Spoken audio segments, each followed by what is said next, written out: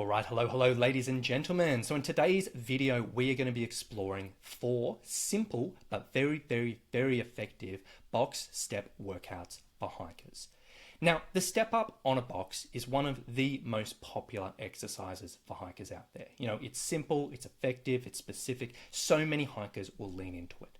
And a lot of hikers will typically have access to some type of step, lying around. Whether it's an old aerobic step that you've got at home, whether it's like a step that you've got on a set of stairs, whether it's a park bench or whatever it may be. You know, using steps are really versatile and very accessible for a lot of people. And recently, I've been finding myself program these out for a lot of people because a lot of people during this time of year are traveling around. They don't have access to their usual equipment. Or maybe they're trying to be indoors because like it's super cold all of a sudden or super hot. And they're looking for some simple options to do indoors. And I found myself programming out lots of different type of box step workouts for my hikers to help with their preparations. So I thought, we would sort of explore some of the different types of workouts we can use with this piece of equipment, which can develop different aspects of fitness.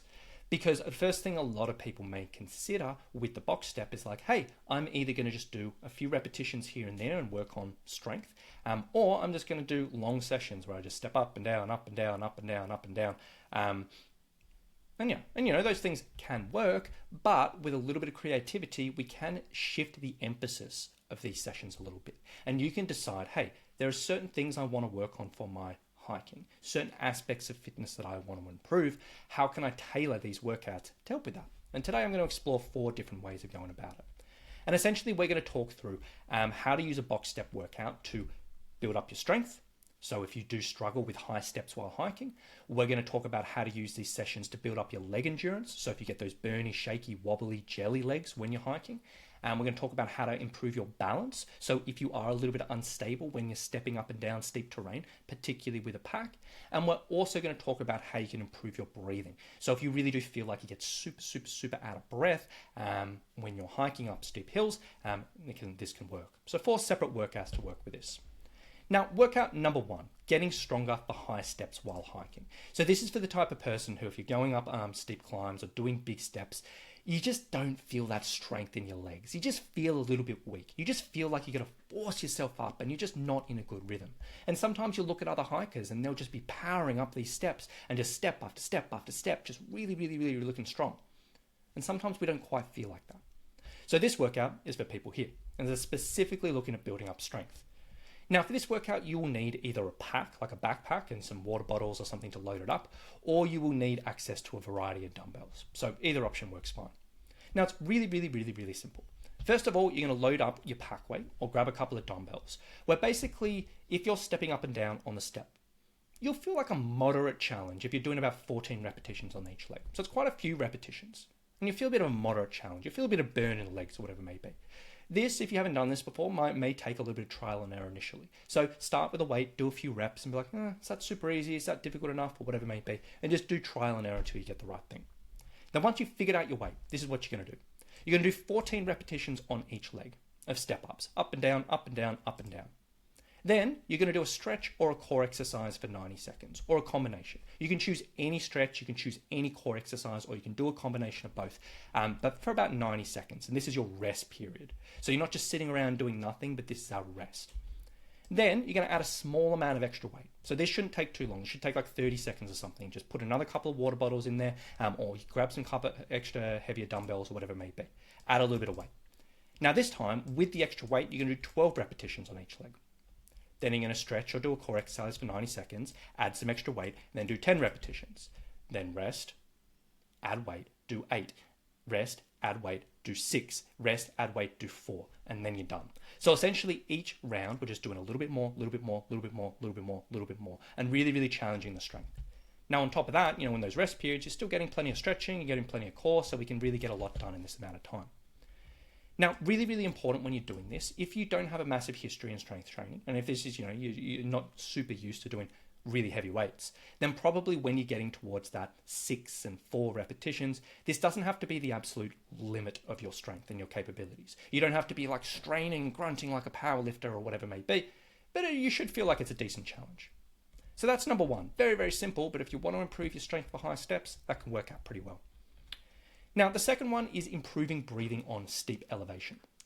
So if you're the type of person when you go up steep climbs, you just really get out of breath, really, really struggle to control it, this workout can be really, really useful. Now, essentially what we want to do here, we want to get the step set up next to it.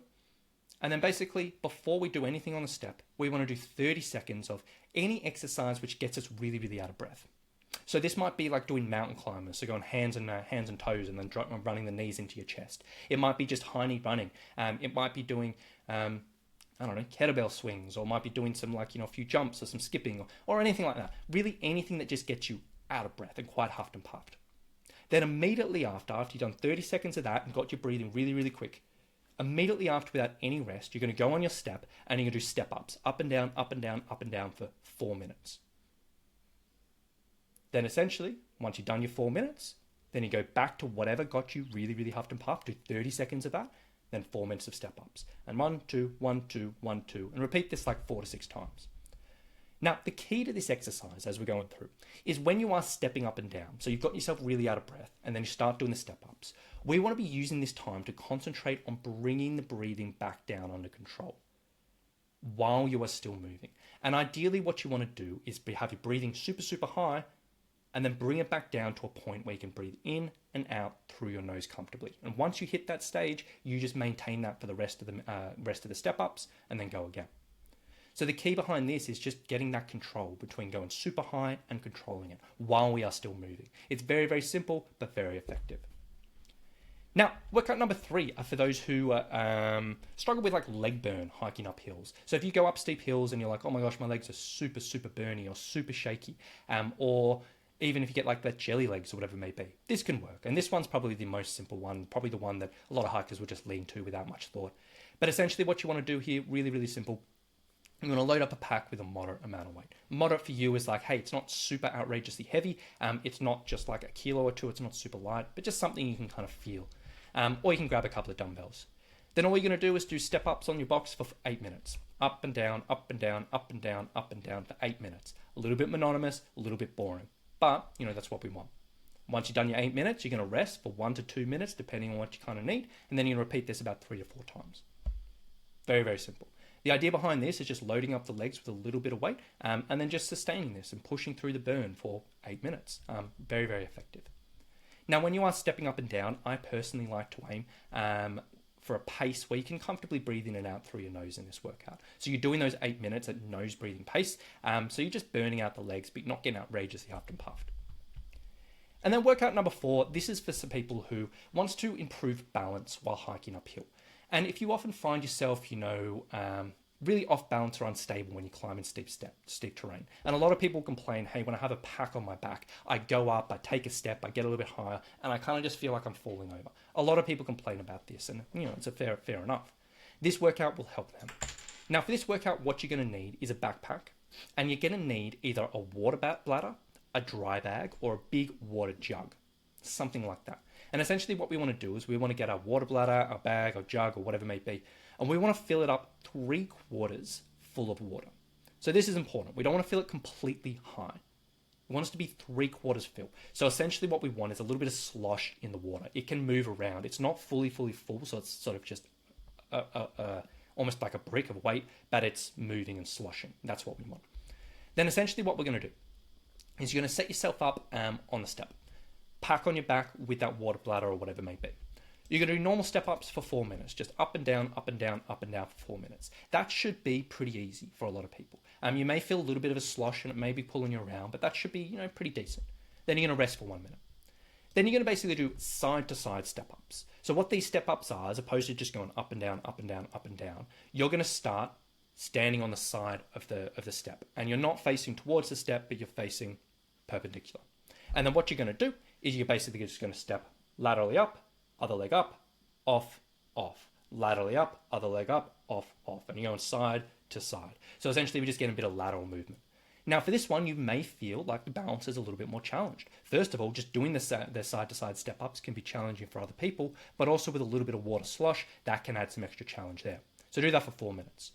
Rest 1 minute.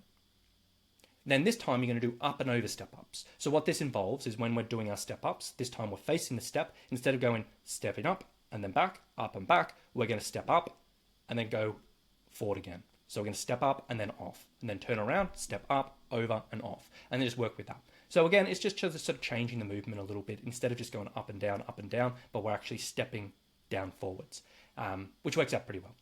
4 minutes of that. Rest 1 minute, and then the final one you're going to do is basically do step ups, but with a high knee. So you do your normal step ups, but every time you step up, drive one knee up. Step up, one knee up, down. Step up, one knee up, down. So basically challenging the balance, challenging the stability. That one will feel pretty tough.